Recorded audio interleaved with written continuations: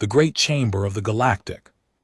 Council stretched upward like the inside of a hollow mountain. Light came from everywhere and nowhere, shifting colors to match the visual needs of 47 different species. Floating platforms held delegates from across the known galaxy. Some breathed oxygen, others breathed methane or chlorine. A few existed as energy patterns contained in magnetic bottles. All of them had gathered for one purpose: to witness the end of humanity's freedom. High Arbiter Vasek of the Selenary Dominion stood at the central podium. His body was tall and thin, covered in silver scales that caught the light like mirrors. His four eyes blinked in sequence as he unrolled the ancient scroll that contained the formal declaration. The Selenary had led the Council for 3,000 years. They had overseen the conquest of rebellious species. Before this would be no different. Let the record show, Vasek said, his voice amplified to reach every corner of the chamber, that the species known as humanity has refused to comply with Council Law 7442 regarding mandatory taxation of colonial resources. They have also rejected Council Law 8891 requiring integration of military forces under unified command. Despite 17 years of negotiation and 43 formal warnings, humanity remains defiant. A murmur passed through the chamber. Defiant was a strong word. The Vorkati representative clicked his mandibles in approval. The crystalline beings from Nexus Prime hummed with anticipation. Therefore, Vasek continued, by the authority granted to this council by the Treaty of 10,000 Stars, we hereby declare a state of war between the Galactic Council and the human species of Earth. May the cosmos witness our justice. The chamber erupted in sounds of approval, clicks, whistles, electromagnetic pulses, and chemical signals filled the air. This was a moment of unity. Finally, the young upstarts from that unremarkable yellow star would learn their place. Ambassador Chen Weian stood alone on the human platform. She was a small woman by human standards, with gray hair pulled back in a simple style and a face marked by decades of diplomatic service. She wore the dark blue uniform of Earth's diplomatic corps, undecorated except for a single silver pin shaped like a pale blue dot. The noise died down as delegates noticed her calm expression. She was not shouting, she was not crying, she was not threatening revenge. She simply waited, hands folded in front of her, until the chamber fell silent. High Arbiter, Chen said, her voice steady and clear, I thank you for your patience over these many years. I thank the Council for the formal process you have followed. I understand that this decision was not made lightly. Vasek's for eyes narrowed in confusion. This was not how conquered species usually responded. On behalf of humanity, Chen continued, I formally request the standard preparation period of 30 standard days before hostilities commence. This will allow us to evacuate civilian populations from contested zones and prepare our military forces for the coming conflict. Admiral Vexerin of the Vorkati hegemony laughed. From his platform, his species resembled giant insects with armored shells and blade-like limbs. They had conquered 12 species before joining the council. Where was their art form? 30 days to prepare for death, said. How generous of us to allow it. I accept your request. Human, use your time well. It is all you have left. Chen bowed slightly. Thank You, Admiral, we will use it wisely. She turned and walked off the platform. Without looking back behind her. Celebration continued. Delegates congratulated each other on the swift resolution. Military commanders began planning the invasion. Merchants calculated profits from the coming occupation. No one noticed the slight smile on Chen's face as she entered the transport tube. The journey back to Earth took for days through the network of jump gates that connected Council space. Shen spent the time reading reports from home and sending encrypted messages to Earth Command. When she finally stepped off the diplomatic shuttle on the landing pad in Geneva, General Marcus Okonkwo was waiting for her. Okono was a large man with dark skin and a shaved head that reflected the afternoon sun. He had served in Earth's defense forces for 40 years, rising from infantry soldier to supreme commander. His face showed no emotion as Chen approached. It's done, he asked. It's done. 30 days, Okono nodded. Slowly. Then we begin protocol patience.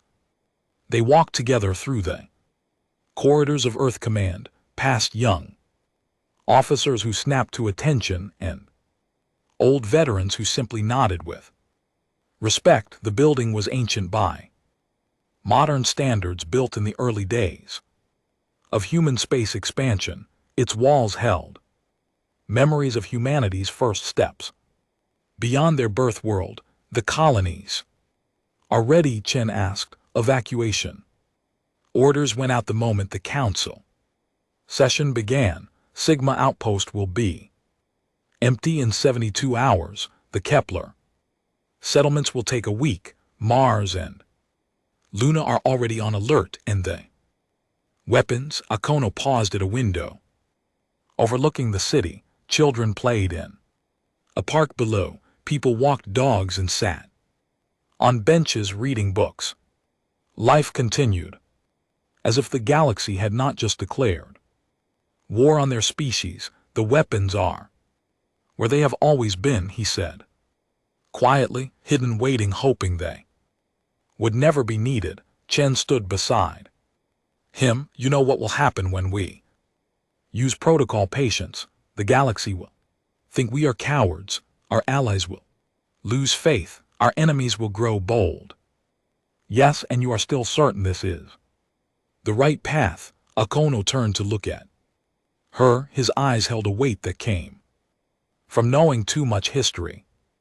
Ambassador, I have studied every war humanity ever fought, every battle, every strategy, every weapon. Do you know what I learned? Tell me. I learned that the species who strike first rarely strike last. The Council expects us to fight like they fight.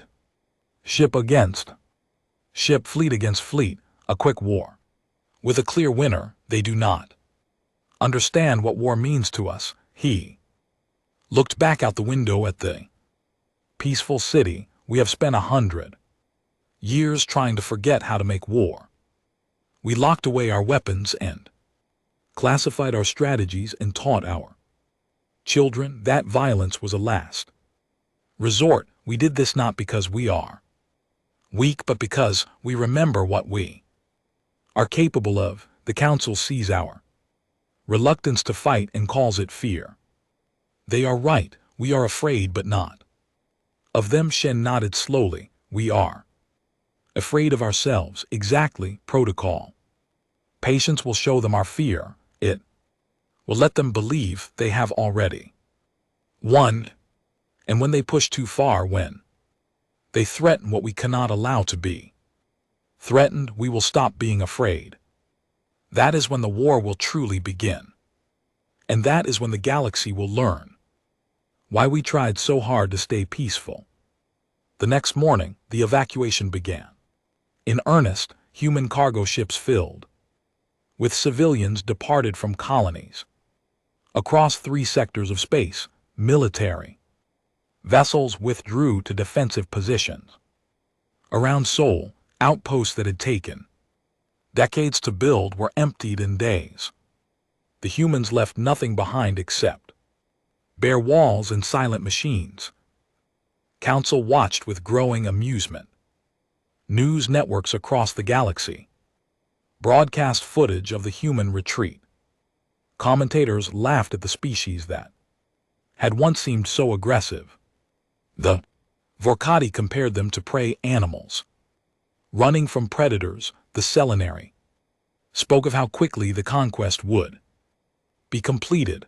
Admiral Vexarin led the advanced fleet personally, his flagship. The Eternal Conquest was the largest warship in the Council Navy. It had destroyed entire civilizations. Now it pushed into abandoned human space, claiming empty stations and silent colonies without resistance.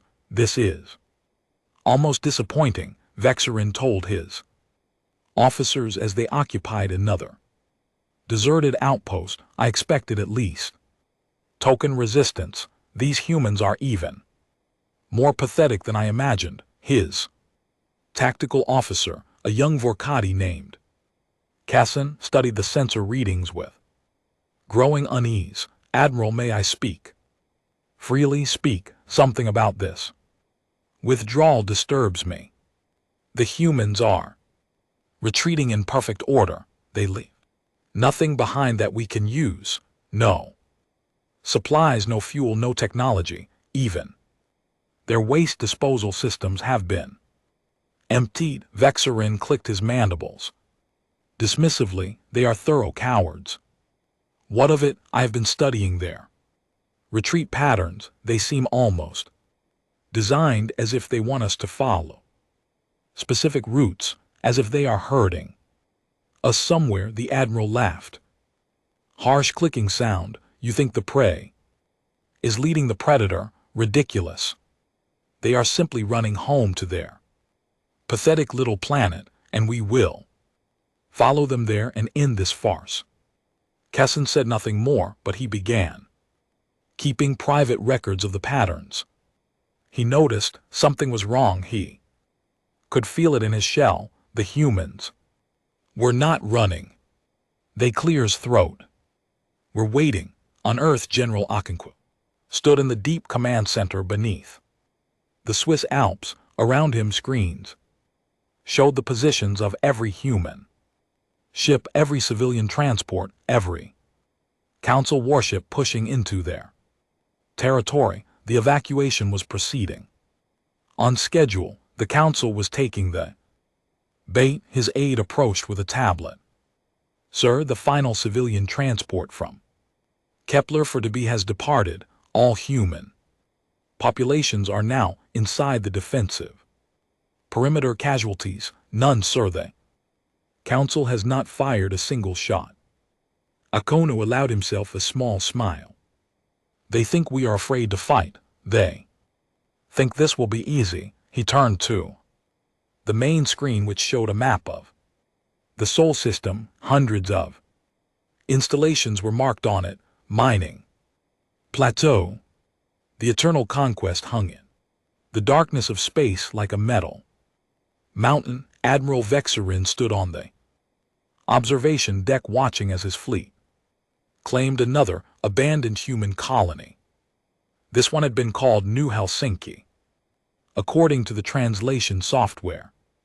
Now it was just another empty shell, stripped of value and left for the Council to occupy. 12 days had passed since the declaration of war. 12 days of effortless advance. 12 days of watching the humans run like frightened animals. Vexarin had expected at least one battle by now. Instead, his warriors grew restless with boredom. Admiral, his communications officer called. We have received word from the Council. High Arbiter Vasek wishes to congratulate you on your progress. He expects you to reach the Sol system within the week. Vexarin clicked his mandibles in satisfaction. Tell him we will be there in 5 days. The humans cannot run forever. On the deck below, tactical officer. Kessin continued his private analysis. He had mapped every human retreat, every abandoned station, every route there. Cargo ships had taken, the patterns were impossible to ignore. The humans were not fleeing randomly, they were following a plan with perfect precision. He requested a meeting with the admiral, but was told to wait. Kesserin was young, his concerns were treated as the nervousness of inexperience, but he knew what he saw. The humans were leading them somewhere, and the closer they got to Sol, the more certain he became that they were walking into a trap 3 sectors away. Kureth of the Selenary Intelligence Division sat in her small office surrounded by screens. Her job was to analyze enemy communications and predict military strategies. It was boring work. Usually most species were predictable. Their messages revealed their plans, their fears, their weaknesses, but the humans were different. Their communications were encrypted with methods the Selenary had never seen. Their military channels were silent except for brief coded bursts that defied translation. Their civilian broadcasts continued as normal, showing entertainment programs and news reports as if nothing was happening. It was as if they had to separate societies, one that fought wars and one that ignored them entirely. Kureth had been assigned to study humanity after the Declaration. Her superiors wanted to know why this young species had resisted the Council for so long, what made them different from the dozens of other species that had submitted within years of first contact. She began with their history. What she found kept her awake for 3 nights straight. Humanity had existed as a spacefaring species for only 200 years in the scale of galactic civilization. They were infants. The Solinari had ruled the stars for 50,000 years. The Vorkati had been conquering worlds before humans had discovered fire. By all logic, humanity should have been easy to control, but their history before spaceflight was unlike anything Kureth had ever studied. The records spoke of world wars that killed tens of millions. They described weapons that could destroy entire cities in a single flash of light. They documented genocides, famines, plagues, and conflicts that stretched across centuries. Humanity had spent most of its existence fighting itself with the brutality that shocked even the Vorkati. And then suddenly they had stopped. In the century before spaceflight, humans had developed international organizations dedicated to peace. They had created laws against weapons of mass destruction. They had built institutions designed to prevent the wars that had defined their past. It was as if the entire species had looked at itself and decided to become something different. But the capacity for violence had not disappeared. Kuravith found references to weapons that still existed, locked away in vaults and classified facilities. She discovered military doctrines with names like mutual assured destruction and total war that described strategies of complete annihilation. The humans had not forgotten how to wage war. They had chosen to restrain themselves. She read accounts of something called the Doomsday Clock, human symbol measuring how close they were to destroying themselves. For decades they had lived with the knowledge that they could end their own civilization at any moment. They had stared into that abyss and pulled back. Kurev understood something then that her superiors did not. The humans were not afraid of the council. They were afraid of what they might do if they stopped holding back. She tried to send a report to High Command. Her warnings were dismissed. The humans were retreating. The war was already won. There was no need for concern on Earth. The preparations continued. General Okonkwo walked through the deep tunnels beneath the Himalayas, inspecting installations that had been dormant since the early days of human expansion. The walls were lined with equipment that hummed with quiet power, weapons that had been built and then locked away, technology that humanity had developed and then forbidden itself to use. Status report, he said to the technician, walking beside him. All systems are coming online as expected. General, the orbital platforms will be fully operational in 3 days. The perimeter defense grid is already active. The fleet modifications are 70% complete, and the legacy weapons, the technician hesitated. They are ready, sir, but I must ask, do you really intend to use them? Okono stopped walking. He turned to face the young man who looked barely old enough to remember a time before the council had existed. Let me tell you something, Okono said. When I was a boy, my grandmother told me stories about the old wars. She had lived through the nuclear spring of 2087 when 3 cities vanished in a single night. She told me about the years of ash and winter that followed. She told me about the millions who starved and the millions more who died of sickness. He began walking again, and the technician hurried to keep up. After that war ended, humanity made a promise we would never let it happen again. We built weapons that could destroy worlds, and then we locked them away. We developed strategies for total annihilation, and then we classified them. We became strong enough to conquer the galaxy, and then we chose not to. They reached a massive door made of metal that was older than the space age.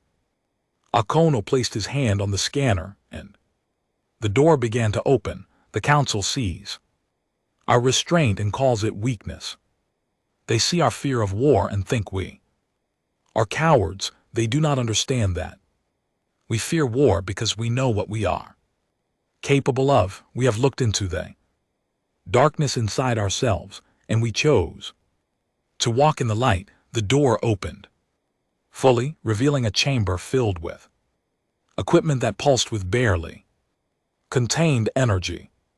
But if they force us back into the darkness, Okono said quietly, they will discover why we tried so hard to stay in the light. The technician stared at the weapons in the chamber. He had read about them in history classes. He had never believed they actually existed. General, he whispered, these could. Yes, Okono said. They could. That is why we pray we never have to use them. Admiral Vexar's fleet entered the outer reaches of the Sol system on the 18th day of the war.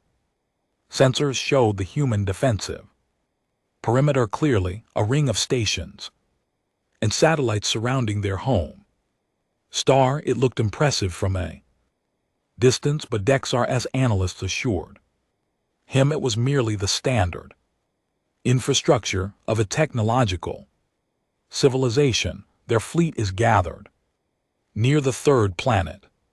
His tactical display showed approximately 400 vessels of various classes. Our fleet outnumbers them 3 to 1. Dexar studied the display with growing contempt. The human ships were clustered together like frightened animals huddling for warmth. They showed no aggression, no tactical positioning, no sign of the fighting spirit they had concerned some of his advisors. This is their mighty Earth, he announced to his bridge crew. This is the world that dared to defy the council. Look at it.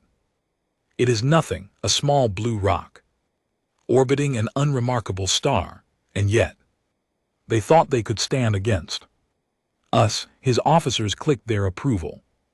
The glory of conquest would belong to the Vorkati. Their names would be remembered for generations. Only Kessin remained silent. He had finally gotten access to human historical broadcasts, and what he had found terrified him.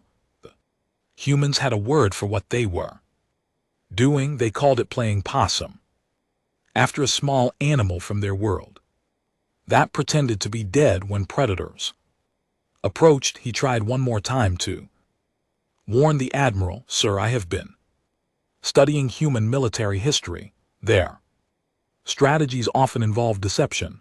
They allow enemies to believe they have won, and then they strike when least expected. I believe we should proceed with caution." Vexerin turned all four of his eyes toward the young officer. "You think these retreating cowards are capable of deception? You think they have been pretending to be weak?" "Yes, sir, I think they have been leading us here. I think they want us to enter their system."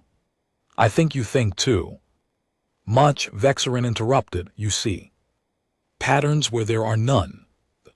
Humans are defeated. They simply do not know it yet. In 3 days their planet will belong to the Council, and your foolish concerns will be forgotten."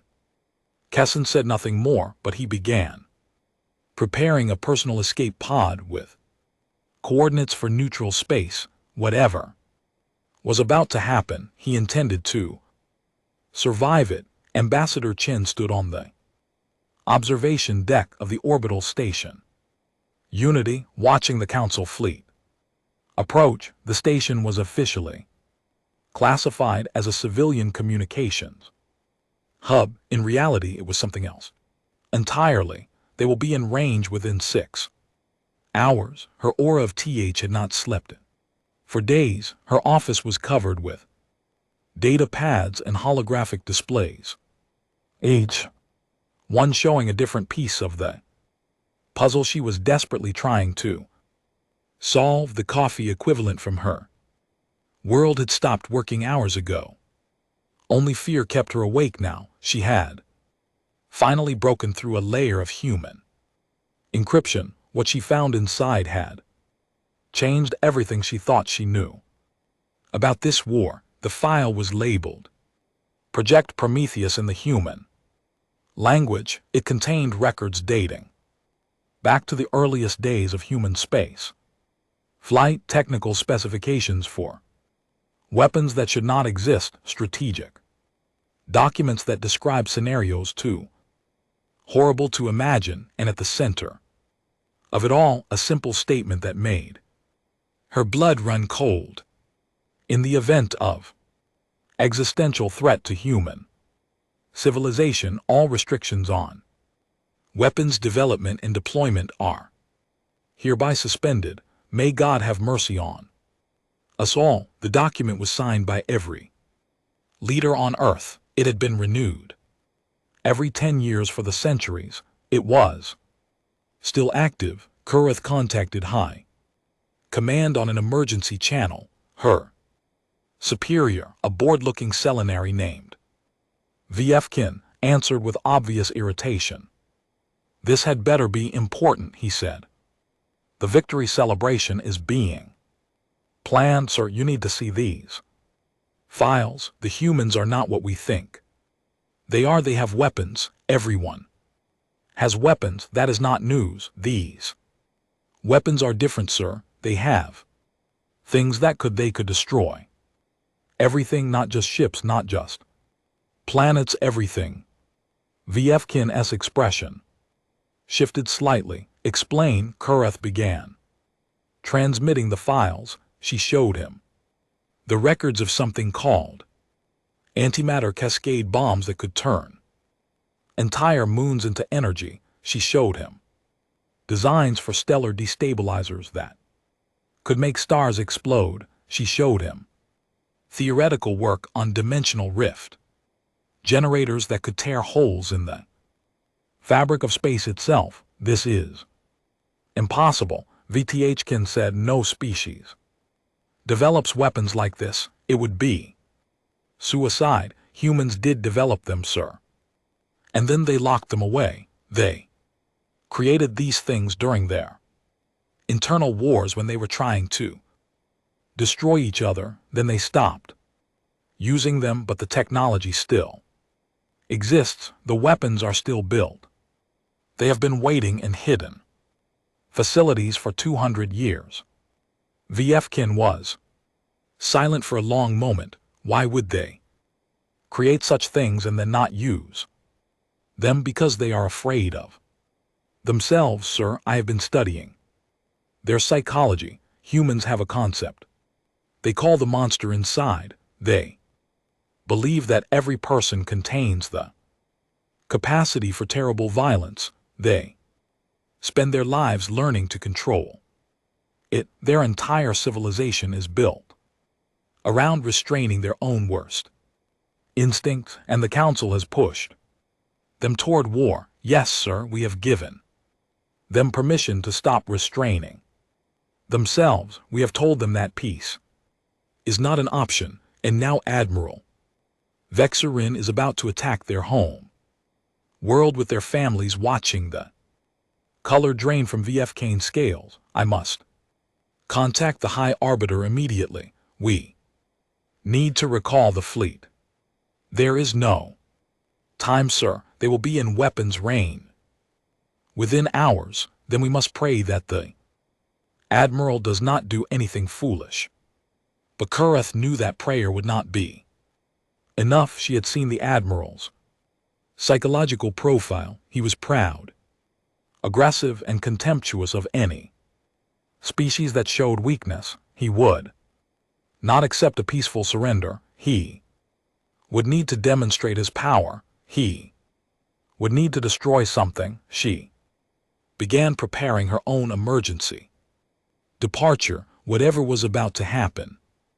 She wanted to be as far from Earth as possible. When it began on the human flagship Unconquered, Captain James Adisa reviewed the fleet disposition with his senior officers. 400 human warships were arranged in a defensive formation around Earth. To any outside observer, they looked like a desperate last line of defense. In reality, they were bait. The Council fleet is entering optimal range. His tactical officer reported they are deploying in standard Vorkati assault formation. The flagship Eternal Conquest is in the center, protected by escort vessels on all sides. Predictable, Adisa said. They are using the same tactics they have used for 1,000 years. They have never faced an enemy who studied them. His first officer, Commander Sarah Chen, no relation to the ambassador, pulled up a holographic display. Their formation has 3 critical weaknesses. Their communication relays are centralized on the flagship. Their engine systems use a specific power frequency that we can jam, and their shields have a harmonic vulnerability that our weapons can exploit. The question is whether we will need to exploit them, Adisa said. General Akono believes they will fire first. If they do, protocol revelation authorizes full response. If they do not, they will fire, Chen said with certainty. I have read the psychological profiles. Admiral Vexerin cannot accept a peaceful resolution. His entire career is built on conquest. He needs this victory. Adisa nodded slowly. He was a third-generation military officer. His grandmother had served in Earth's first interstellar defense force. His father had helped design the hidden weapon platforms that orbited Jupiter. His whole life had been spent preparing for a war that humanity hoped would never come. Then we wait, he said. We do nothing until they force our hand. When This is over. I want the galaxy to know that we gave them every chance to choose peace. The hours passed slowly. Council fleet moved closer. Human ships held their positions. Neither side fired. Admiral Vexerin grew impatient. Why do they not attack? He demanded. Why do they simply wait there like frozen prey? His tactical display showed the human fleet in perfect detail. 400 ships, ranging from small corvettes to large carriers. None of them were moving. None of them had weapons powered. They simply floated in space watching. Perhaps they hope for mercy, his first officer suggested. Perhaps they believe we will accept their surrender. Then they are fools. The Council does not accept conditional surrender from defiant species. They must be broken completely before they can be integrated. Dexar studied the display again. Something bothered him about the human formation. It was too perfect, too organized. These were not the desperate survivors of a defeated species. These were trained warriors in precise position, but his pride would not allow him to voice his concerns. He had promised the Council a quick victory. He had boasted that the humans would fall within days. He could not turn back now without destroying his reputation. Target their largest orbital station. He ordered the one near the third planet. Destroy it. His weapons officer hesitated. Admiral, that station appears to be civilian. There may be non-combatants aboard. Then they should have evacuated. This is war. There are no civilians. The officer still hesitated. Vexerin turned all her eyes toward him with cold fury. Do I need to repeat myself? No, Admiral. The Eternal Conquest powered its main weapons. The targeting systems locked onto the orbital station Unity, where Ambassador Chen had been standing just hours before. She had moved to a safer location, but the station was not empty. 1,200 human crew members remained at their posts, waiting for whatever came next. The Council fleet fired. A beam of concentrated plasma crossed the void between ships in less than a second. It struck Unity's shields, which held for exactly 3 seconds before collapsing. The station exploded in a flash of light that could be seen from Earth's surface. 1,200 humans died in that moment. Soldiers, technicians, diplomats, and scientists, mothers and fathers, sons and daughters. They had known the risk. They had chosen to stay anyway. For a long moment, nothing happened. The Council fleet waited for the human response. Vexerin expected panic. He expected surrender signals. He expected the broken remnants of a defeated species begging for mercy. What he got was silence. The human fleet did not move. The human channels did not transmit. Earth itself seemed to be holding its breath. Then a single transmission came through on all frequencies. General Okonkwo's face appeared on every screen in both fleets. His expression was calm. His voice was steady, but his eyes held something that made the Zarin's exoskeleton tighten. With sudden fear, "You have made your choice," Okonkwo said. "You have killed our people. You have attacked our home. You have shown us that peace was never an option." He paused, and in that pause the universe seemed to hold still. For 200 years, humanity has tried to forget what we are capable of. We locked away our weapons. We classified our strategies. We taught our children that violence was wrong. We built a civilization based on restraint around the Sol system. Things began to change. Asteroids that had appeared to be natural formations began to move. Mining. Platforms that had seemed to be simple resource extractors began to unfold into something else. Cargo ships that had been fleeing the system stopped there. Retreat and turned around, you see. Akono continued, we were never running from you, we were giving you a chance to turn back, we were hoping you would choose peace, we were afraid of what would happen if you forced us to fight. The human fleet began to reconfigure. Ships that had looked like defensive cruisers revealed hidden weapon systems. The first wave of human weapons came from the asteroid belt, what the Council had believed to be natural rocks moving in natural orbits were revealed to be massive weapons, platforms built into the asteroids themselves and hidden for over a century. They opened fire, simultaneously launching projectiles that moved faster than anything the Council's sensors had ever tracked. Admiral Vexerin screamed orders that no one could follow. His tactical displays were overwhelmed with data, warning. Lights flashed across every console.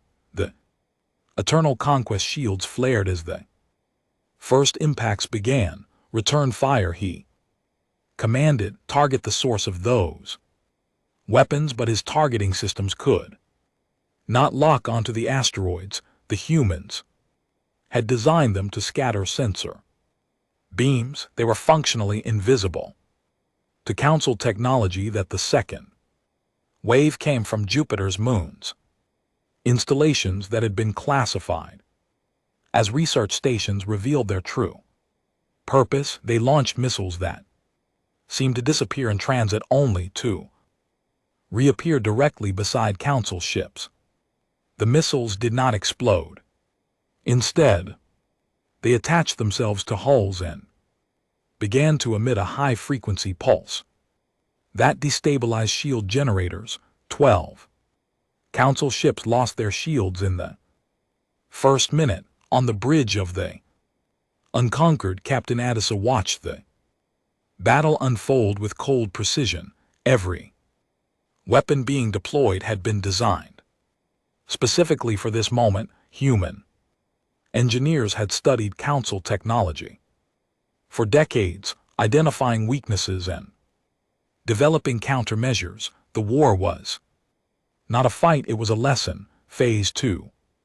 He ordered, show them what our fleet can actually do. The human ships that had been waiting in defensive formation suddenly accelerated, but they did not move like the Council expected. Instead of advancing in lines, they scattered, seemingly random patterns, each ship moving independently while remaining perfectly coordinated with the others.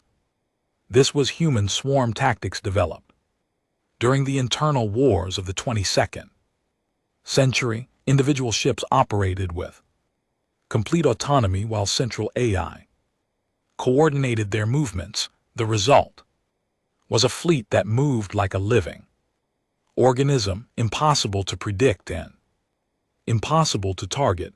Admiral Vexerin's flagship found itself surrounded. Human corvettes darted around the massive warship too fast to track. They did not fire to destroy, they fired to disable. Precise shots struck communication arrays, engine pods, and weapon systems.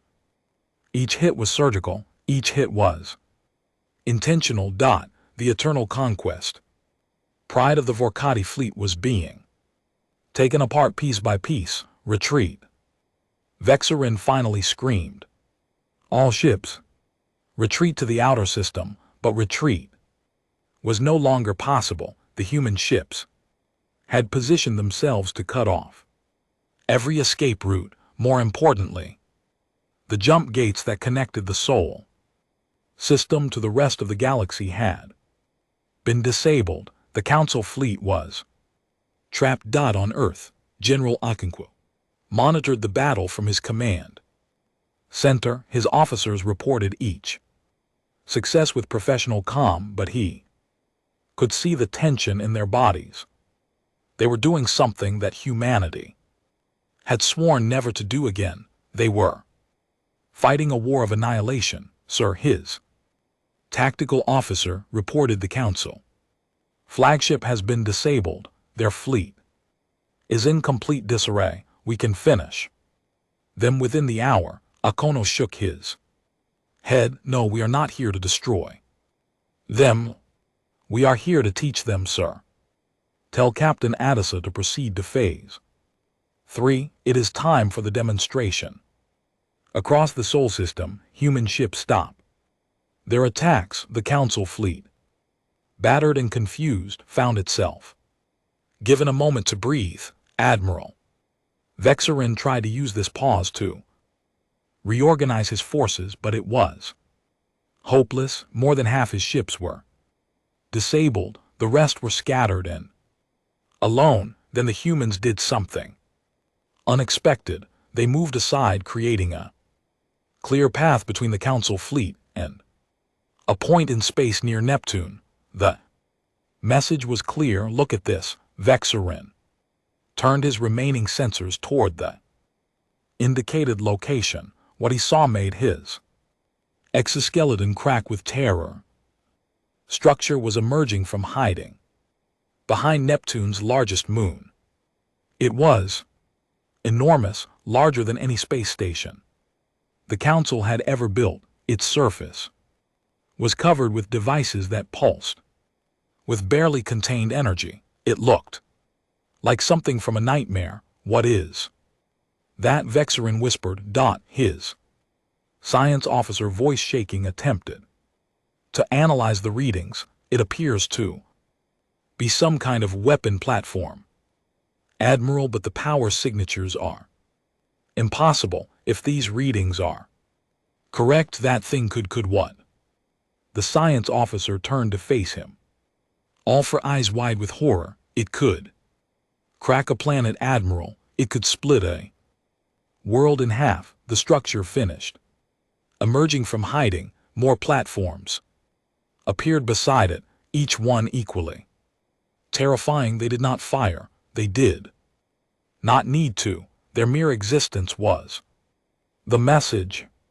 General Okonkwo's voice came through the communication system.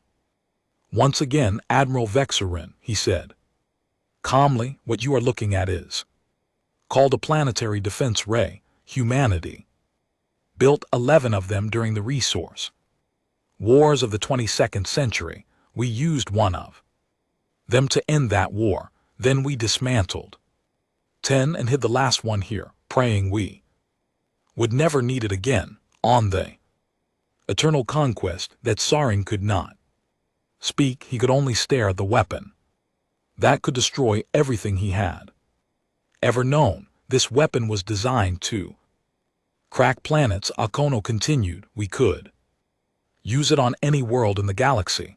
We could threaten the Council with extinction. We could become the very monsters you already believe us to be. The weapon platforms began to power down. Their terrible glow faded to darkness. The universe seemed to exhale. But we choose not to, Akono said, because that is not who we wanted to be. That is not the civilization we spent the centuries trying to build. We showed you this weapon so you would understand what we are capable of. Now we are putting it away because we want you to understand something more important. Ambassador Chen's voice joined the transmission. She had been evacuated to a safe location before the battle began. But her words carried across the void. We could destroy you, she said. We have the power to end every species that threatened us today, but power without mercy is just cruelty. Strength without restraint is just violence. We have both, and we choose to use neither. On his crippled flagship, Admiral Vexerin found his voice at last. What do you want from us? We want you to live. Akono replied. We want you to go home and tell the council what happened here. Tell them that humanity could have conquered the galaxy and chose not to. Tell them that we showed you our greatest weapons and then put them away. Tell them that we do not want war. We never wanted war. We simply wanted to be left alone, and if we attack again, if the council sends a larger fleet, Akono was silent for a moment before answering, then we will stop holding back. The weapons you saw today are only a small fraction of what we have. We built enough firepower to destroy ourselves 100 times over. We locked it all away because we were ashamed of it. But if you force us to choose between extinction and using those weapons, we will not choose extinction. His voice softened slightly. We are not monsters, Admiral. We are just a species that learned how terrible we could be and decided to be better. But our capacity for terrible things has not disappeared. It has simply been restrained. Do not make us release it. The communication ended around the Sol system. Human ships moved to escort the damaged council fleet toward the disabled jump gates. Engineers were already working to repair the gates to allow the defeated fleet to leave. Tactical Officer Kasrin, who had survived the battle in his escape pod, watched the human ships with new understanding. He had been right about the trap. He had been right about everything, but he had not understood the true nature of what he was seeing. The humans had not been running because they were weak. They had been running because they were trying to give the council a chance to turn back. Every retreat, every abandoned station, every day of the 30-day preparation period had been an opportunity for peace. The council had ignored them all. And yet, when the moment came to unleash their full fury, the humans had still held back. They had disabled the council fleet instead of destroying it. They had shown their planet-killing weapons and then powered them down. They had won the war without annihilating their enemies. Cassin had studied the wars of 100 species. He had never seen anything like this. The humans were not just powerful. They were disciplined. They had the strength to destroy and the wisdom to restrain that strength. It was the most terrifying thing he had ever witnessed, because a species that could control itself that well could do anything. Admiral Vexerin was escorted to a medical shuttle by human soldiers who treated him with respect he did not deserve. His wounds were bandaged. His thirst was quenched. He was not mocked or humiliated. He was simply helped by the very people he had tried to conquer. Why? He asked the human medic who treated him. Why are you helping me? After what I did, the medic, a young woman with tired eyes, continued her work without pausing. Because hurting you would not bring back the people you killed. Because cruelty does not heal. Cruelty. Because we want to be better than the monsters you expected us to be.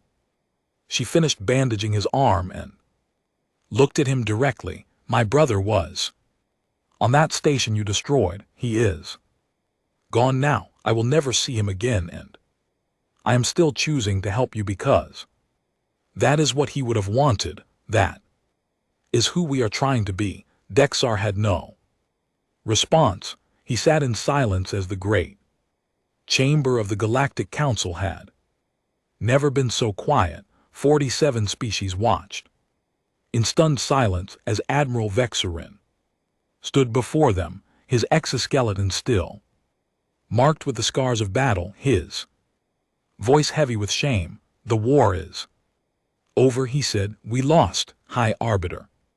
Vasek leaned forward, his silver scales dull with stress. Explain. You had 1,200 warships.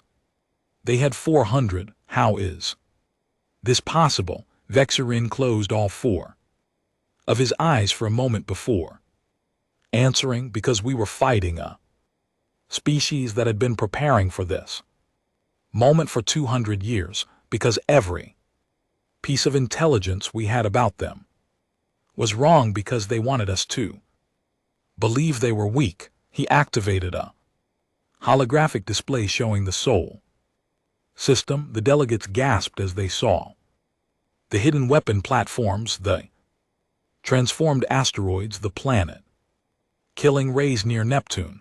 This is what they were hiding. Vexerin said this is what they locked away because they were ashamed of it, and this is only what they chose to show us. They told me there was more, much more. The selenary delegates spoke with a trembling voice. But they did not use it. They did not destroy your fleet.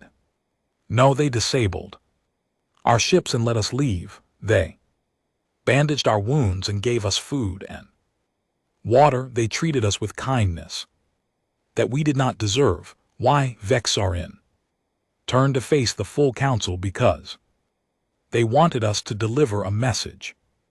They wanted us to tell you what happened. They wanted the galaxy to understand that humanity is not a species of cowards running from battle.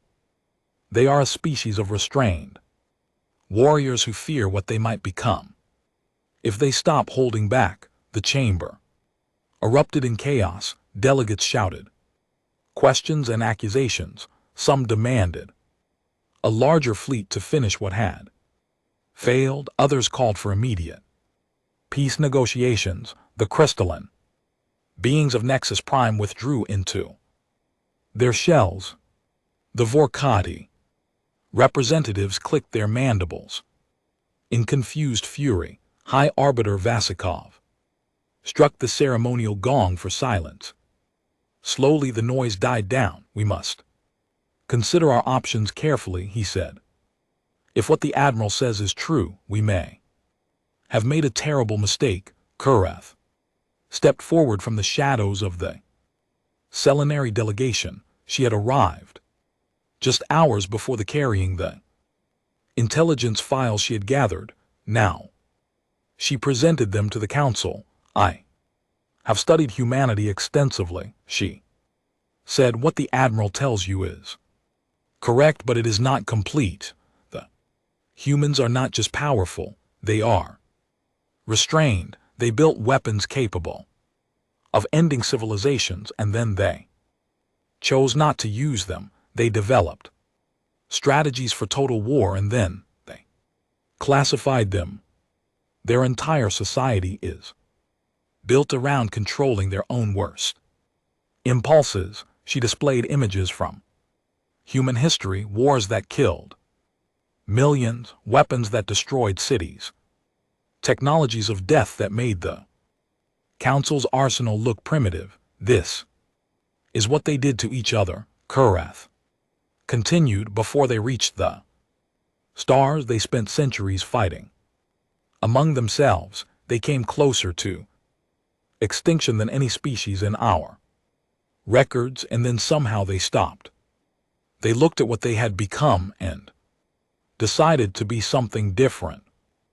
Vasek studied the images with growing horror. You are saying they could have destroyed us at any time? Yes, High Arbiter, they have had the capability for at least a century. They chose not to. They joined the Council's economic networks. They traded peacefully with other species. They accepted restrictions that limited their expansion. They did everything they could to avoid this war, and we declared war on them anyway. We forced them to become what they were trying not to be. We gave them no choice but to fight. The Council fell silent again. The weight of their mistake pressed down on every delegate. They had attacked a species that was trying to help them. They had forced peaceful warriors back into war. They had awakened something that should have been left sleeping. The Nexus Prime Representative finally spoke there. Crystalline form pulsing with blue light. What do the humans want now? What are their demands? They have made only one demand, Dexar replied. They want to be left alone. They want to live in peace. They said that if we do not attack them again, they will continue to be our allies and trading partners. They bear no grudge for what we did. That cannot be true. We killed 1,200 of their people. We tried to conquer their home world, and they responded by showing mercy to our defeated fleet. They could have killed every soldier in my command. Instead, they healed our wounds and sent us home. The Vorkati representative slammed his blade arm against his platform. This is unacceptable. We cannot simply surrender to a species that defeated us through trickery. The honor of the hegemony demands the honor of the hegemony. Dexar interrupted, his voice cold, nearly led us to extinction. I was their representative. I saw what humanity is capable of. If we attack again, they will not show mercy. They will release everything they have been holding back, and there will be nothing left of us to debate the matter. The chamber fell silent once more. Even the Vorkati had no response. 3 days later, Ambassador Chen returned to the council chamber. She wore the same simple uniform, carried herself with the same quiet dignity, but now the delegates looked at her with new eyes. They saw not a representative of a weak and frightened species, but an ambassador of the most terrifying civilization in the galaxy, the Galactic. Council Vasek announced formally withdraws its declaration of war against humanity. We acknowledge that our actions were unjustified and express our deepest regrets for the lives lost on both sides. Shen nodded gracefully. Humanity accepts the Council's apology. We bear no ill will toward any species represented here. We only ask that we be allowed to live in peace. There is one additional matter, Vasikov continued, clearly uncomfortable. Several member species have requested that humanity join the Council's Security Alliance. They believe that your capabilities could help protect the galaxy from future threats. Chen smiled slightly. You are asking us to become your protectors. We are asking for your help. The ambassador was quiet for a moment. She thought of the 12,200 dead on Unity Station. She thought of her brother in Akanka's command center, still mourning the soldiers he had been forced to send into battle. She thought of all the centuries humanity had spent trying to forget how to wage war. Humanity will consider your request, she finally said, but we have conditions. Name them. First, we will never be required to attack another species. We will defend, but we will not conquer. If the Council seeks expansion through war, they will do so without us. Agreed. Second, we will maintain control of our own weapons. No other species will have access to our military technology. This is not negotiable. Agreed. Third, and most importantly, we require a formal commitment from every member species that they will seek peaceful resolution of conflicts before resorting to violence. We do not expect the galaxy to become pacifists, but we expect good faith efforts to avoid war. Vask looked around the chamber. Every delegate signaled their agreement, even the Vorkati. Then we have an agreement, he said. Humanity is hereby welcomed as full protectors of the Galactic Council, with all the rights and responsibilities that entails. Chen bowed slightly. We accept, and we hope that this marks the Beginning of a new era for all of us.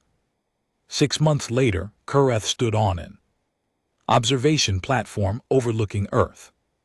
She had been appointed as the Selenary liaison to humanity's new defense coordination center. It was a strange assignment for an intelligence officer, but she had requested it specifically.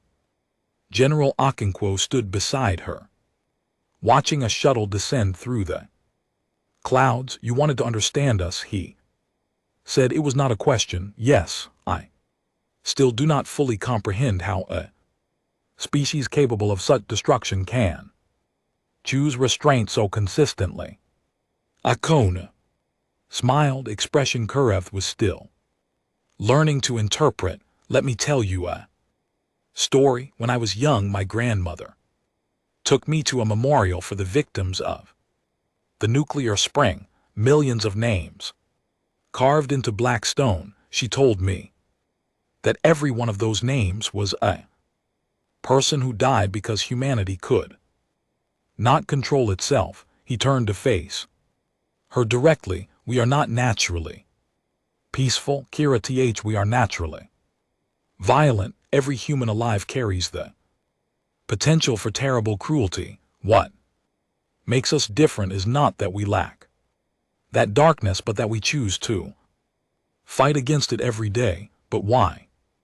Other species accept their nature. They do not struggle against themselves. Because we have seen what happens when we give in. We have looked into the abyss of our own souls and seen monsters staring back. We know what we are capable of, and it terrifies us. That fear is what keeps us human. Kureth considered this for a long moment. You are saying that your greatest strength is not your weapons or your technology. It is your fear of yourselves. Exactly. We are afraid of battle, Kureth. We always have been, not because we might lose, but because of what we might become if we win. That fear has shaped everything we are, and yet you still fight when necessary. Akono nodded slowly.